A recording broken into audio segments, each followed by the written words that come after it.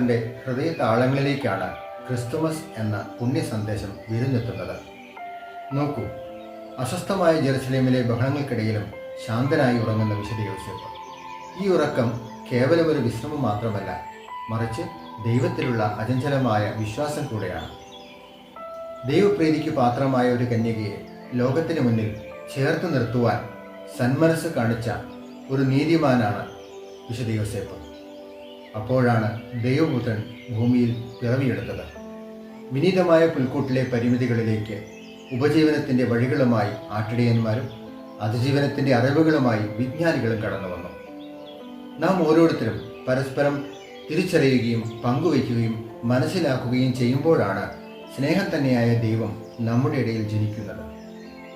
ആ സ്നേഹം തരുന്ന കരുതലും കാവലുമാണ് ചുറ്റുമുള്ള ഹെരോദേസുമാരിൽ നിന്നും നമ്മെ സംരക്ഷിക്കുന്നത്. ഏവർക്കും സന്തോഷപ്രദമായ ഒരു ക്രിസ്തുമസ് ആശംസിക്കുന്നു.